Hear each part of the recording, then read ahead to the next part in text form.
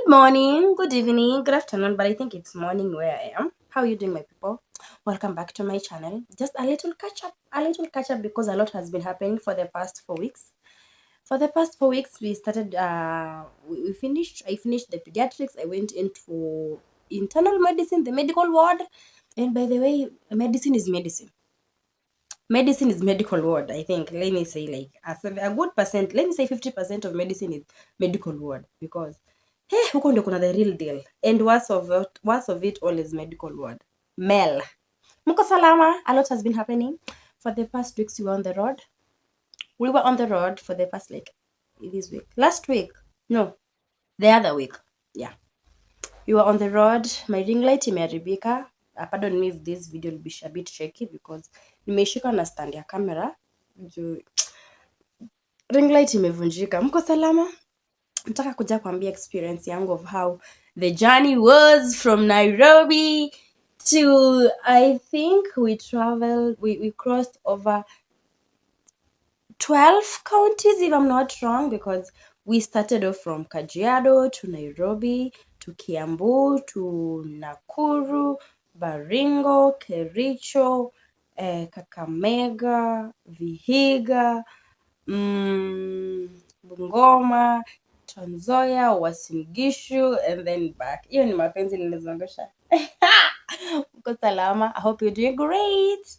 And then at the same time, medical ward has been doing me the most means dililia the first 2 weeks I cried until I learned to grow a thick skin, and not like growing a thick skin in a bad way, but growing a thick skin in a way that, oh God, this is life, this is death. And yeah, it is a journey. You try, you give your best, you do everything that you can, and then unfortunately, life is lost in the midst of treatment. So yes, that is what I've been dealing with. And then also my baby nephew got sick and he was very critical. We got admitted. It really drained me. And now I feel I had to test a pinch of what parents feel whenever they are, especially for babies, pediatrics, whenever they are sick. Wacha nikwambie, nilikuwa mgonjwa. Hata mimi I also felt sick in the process because ini imekuwa too hard because he had of course clinically, something about pneumonia in babies. It is very easy to diagnose pneumonia in a child, especially under 5. It is very, very easy to diagnose. My nephew had fast breathing. My nephew was tachypneic, like alikuwa anapumua haraka. My nephew alikuwa na grunting means and of course he had a fever, and of course babies with fevers wanaanza kustea juu, and that was a sign of convulsions. It was setting in. So they rush to this nice hospital that I know in our nearby home. I don't want to mention it because I got very, very mad. I know. People have good experience, but people have bad experience. But for me, I feel like they almost brought another story to my nephew.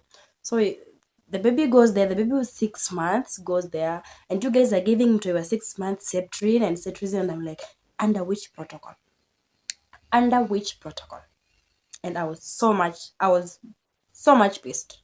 But thank God we got admitted, and pneumonia was, in fact, he had, so hapo kwa wakasikiza, like, I'm asking this guy, mtoto wako aje, how are the breathing patterns? And then he answering me, normal. What are normals? How is the findings? BS1PS malaria test negative. What about the full hemogram? The full hemogram, the WBCs ziko juu kidogo, ziko 11. He lied to me. When I was sent the report, the WBCs were 14.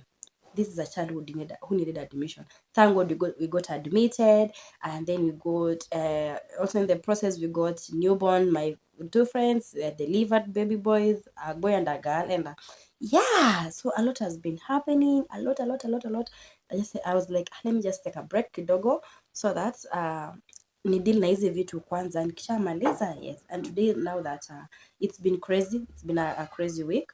Of course, working day, I can't promise. Sasa leo niko night, nikasema let me do something. Okay, yes. So back to the point. Over the 2 weeks ago, I think, we traveled home, and I've been hiding it, yes, but I know with the time I'll have to get to know more of my Mr. O. Yeah, so Mr. O decided to take me home. You people, I'll tell you how we met and how long we've met. You people will be shocked. You don't need to know someone for years. Honey, I have been there before. I know. You don't need to know someone for years. If a man wants to be with you, he will be with you. If a man wants to marry you, he will marry you. If a man wants to wife you, he will wife you. And if he doesn't want, no matter how much you try. There's this good singer in Tanzania. I'll not mention her name, but of course tunamjua. Nisikue whatever. She dated this guy for over 7 years plus, and the relationship ended. She met the husband now with the 2 beautiful kids, and it did not even take those many years. So it doesn't matter how long you met. It doesn't matter how long you met. Very soon or later, I'll bring Mr. Oh, yes, after I'm done with my internship, because I am only, let me say, 5 weeks away. And God, thank you, because internship is really hard. Internship is hard. But we thank God, because it has to be hard for you to know the hard way. Like, it has to be hard for you to be a good medic. It has to be hard for you to be a good person, because here you are dealing with life. Yes, hapa na deal na life. Hapa si kufunza, hapa si kuchora. Hapa ni maisha ya mtu na deal, like hapo ukipeana vibaya, kama ni mbaya itamaliza. So that was the case. So we went home and God, sema kukuwa na wasiwasi. Sema kutafuta leso. Sema masi kukuwa. You see this lazy who talks here. Yeye wakati nilikuwa bubu.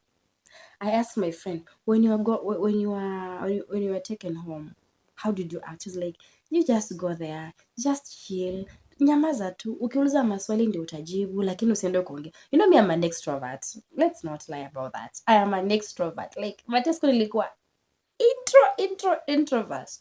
So yeah, we traveled home and we left at around, because he came, picked me up in Kiambu. Kwa hii nyumba, yes.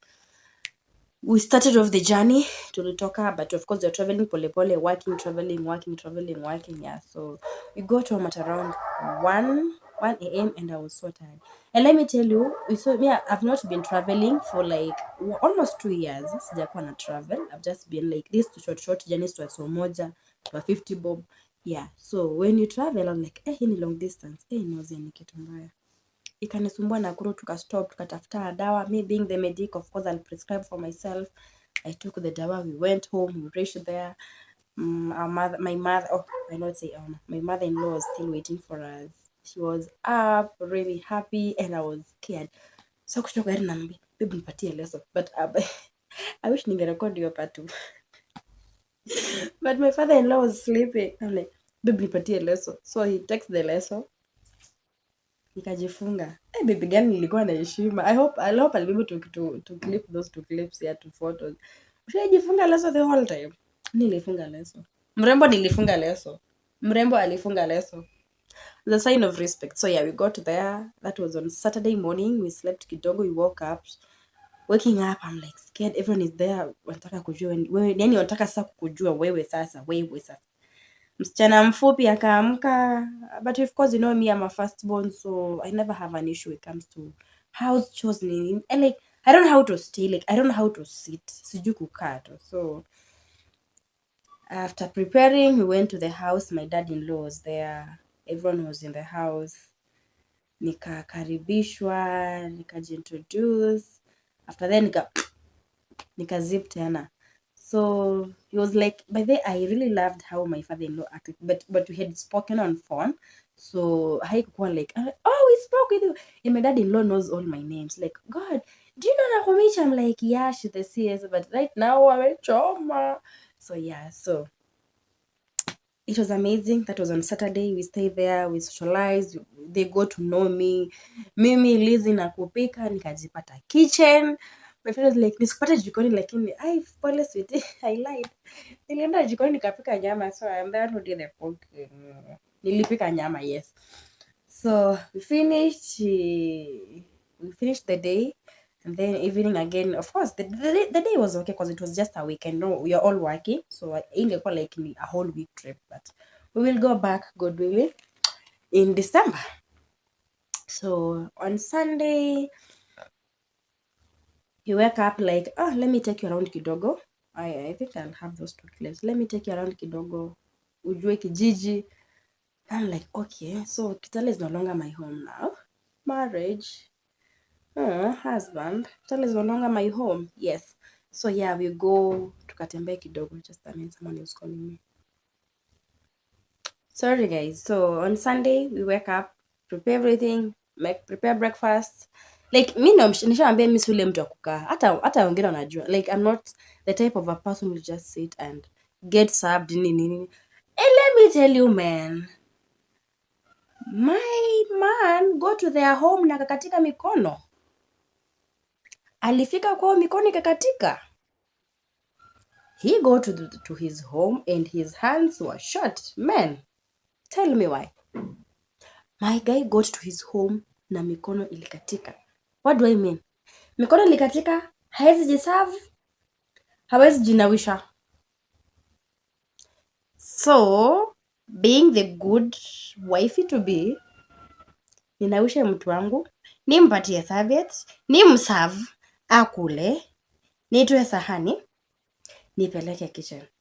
Mtu wangu alikatika mikono venye alifika kwao. Hata kwetu pia. Okay, kwetu naelewa. Yes, my sister anawisha him. Naelewa kwetu. Lakini kwao alikatika mikono. Sijakuwa na hiyo discussion na mimi. Because clearly he could not serve himself, he could not wash his hand. I'm like, okay, kababa. So ni hivi umeamua. And I'm like, all eyes on me, so I gotta do this. Lizzie, you gotta do this. So yes. Nilifanyiwa hiyo kitu. So we walk on Sunday, we take like a small walk around the village. Kidogo tu is telling me this is the board of Siaya and Mumias, and the place is green. Of course, I'm from Western. Both of us are from Western, so it was not like a big deal in terms of culture, food, nini. Haikuwa shida kwangu because we are both lawyers, despite the fact he is half lawyer, half law. So it was not like a big deal for me. And of course, in my culture, when you marry from Bukusu, okay, in my culture of what I know, my mother right now cannot shake hands with my grandfather, father to my dad. So I was scared, but with them, it's nothing. So I shook hands with my father-in-law and I was like, oh, mama. And I asked my mom, and my mom was like, kwao haina shida. It's only in Bukusu where I cannot shake hands with if I was to marry Bukusu, I couldn't shake hands with my father-in-law. If his dad was Bukusu, we could not shake hands. But his dad is not like, we are lawyers, but he's not Bukusu. So for me, it was like, even come sit here, I'm like, I'm scared. So mimi nakaa najaribu kuketi mbali, like, no, come sit here, my daughter, sit here. So for them, it's not a deal, like as in Bukusu. By the Bukusu, if you're planning marrying from Bukusu, just know Bukusu have traditions. We really do have traditions. So yes. And then another thing that it happens in the LUHYA land, none in their homes, none among the two homes, a chicken was slaughtered. Yeah, I'm telling you the culture shock. Chicken was slaughtered. We just my mother-in-law alitengeneza nyama choma, alafu there's a way she prepared it, like nyama choma, then akaiboil, then fried, and then when I asked her how she prepared it, akaniambia niliongeza maziwa kidogo, and hiyo nyama ilikuwa tamu. Nyama ilikuwa tamu. And I even prepared for my Mr. O, and despite the fact ikufikia madhe, but next time itakuwa tamu hivyo. But that is what we ate. So they did not slaughter chicken for us. We believe in LUHYA, if in Bukusu, my culture, if my husband comes home and then the first time before him paying dowry, he cannot eat chicken in my home. Akikula kuku, allegedly, that marriage will not, like, wasemanga mwachamila ni mtumwa. So this is something that has been there before, and of course, who am I to go tell my parents, chinjeni kuku, fanyeni hivi? They cannot. Like, they did not even slaughter for me chicken. I didn't even eat chicken. We ate nyama. So yeah, a lot of the culture shocks that it did not like shock me because I knew. So yes, we finished. We left Mumias to Kitale, to my home. He was to drop me at least for a day. I slept there for a day, and then on Monday we back to Nairobi. So kufika Kitale kwetu God, unasinga ule, but by the hii safari yetu imekuwa tu, our journey has been like celebration in a way, because when you got to Mumias ilikuwa like a party. When we get to Kitale, my cousin who stays in Nairobi allegedly that same day coincidentally pia alikuwa amekuja Kiminini. So time tunaenda nyumbani tunakutana nao, like we met in the tunakutana soko kwa market, yeah. So we drive home, so ako mbele tuko nyuma. I'll need that kaklipe. So our cousins were there the front of us, and we go home. So it was like another so my uncle is there, my aunt is there, my grandmother, no, my maternal mother is there. And my guy gets mad. He's like, kama ulikuwa umepanga ungeniambia. And I'm like, baby, by the way, I don't know this thing. It's not hajaniamini mpaka leo. He thinks I planned. I'm like, it was not supposed to happen this way. So we go home, and my aunties are there, my grandmother is there, my dad comes, and God, it was amazing. I was scared. My dad was a bit skeptical, let me be honest, but I was scared how he will react to it, putting in mind the past. Kidogo kuna vitu zilitokea, so alikuwa na wasiwasi as a father, and at this point I totally understand why he was a bit harder. So we get home, and my dad is like, karibu baba, and then putting in mind he's my brother's namesake. Ili click tick. So we sit down, we have tea. Like my mom was like, lazima atakunywa chai. Megele, sikai, sifanye nini? Anambia, nataka pressure iamke. Because my mom loves his son-in-law. God. And again, I saw my mom's, baba yangu si kumwangalia sana, but my mom was like full of, mama yangu alikuwa above them. Like my mom was, it's like, I was a mini her. She was just happy. She felt like I've done it the right way. As a firstborn, my mom was so, alikuwa tu na furaha tu, like, hey, baba karibu, sijui nini. So yes, so we have tea, and then my dad's like, sasa mama umeniletea wageni, nataka wa introduce. And I'm like, okay, hapa watu wanaanzianga wapi? Sikuuliza hiyo part ya introduction. Nikamwambia sasa, with me I have so and so, we've come from Mumias. We had gone to see my other family friend. He took me home, and he was just dropping me. So nikajitetea, he was just dropping me. It wasn't supposed to be this way, but anyway, God planned it. So it was like, karibu, you're welcome. You're my son. I only have one son now, again with my grandson. So I'm now having 3 boys, and they shook hands. And I told you, in the LUHYA culture, my guy cannot shake hands with my mother. So they did not shake hands with any of the women, because you don't know who the in-law is. So he did not shake hands with my mom, but he shook hands with my dad, my grandmother, and my uncle, and my bros. So that was it. And then of course tukalala. Usiku sasa ndio babako anaanza kukuscrew maswali. Hey, tell me. By then my father-in-law asked me where we met, and I lied to him. Because I'm like, sorry for another day, nituambie mali tulikutana. But I lied to my dad-in-law. My dad-in-law was like, I want to know where you guys met. So I had to lie to him. So, but I know him. Nilimdanganya because we're in the same school. The fact is, you were in the same school, but that we don't meet there. So yeah. So yeah, that was it, guys. We finished. I slept. I talked to my parents about it. I've talked to my parents. Of course, the parents will have to ask questions. Wakauliza maswali. My mom alikuwa ameongea naye kwa simu. So me and my mom, we are very close. We talk like everything and anything. So I had to tell dad, and it was amazing. The following day we prepared. He came, picked me up, and off to Nairobi we came. So that is what has been happening for the past, like, let me say 4 weeks. It's been a whole lot of events. Now my nephew is doing well. We got discharged. Actually, he was admitted just after me traveling to Nairobi, and I was like, God, si basi ningebaki tu home nikanas kakwe tu sawa kwanza, because I felt really, really bad. So yeah, that was it, guys. So when the time is right, the Lord will make it happen, because God knows. God knows. You don't have to meet someone for 10 years, for 3 years, for 1 year. Like, if he wants to be with you, he will be with you.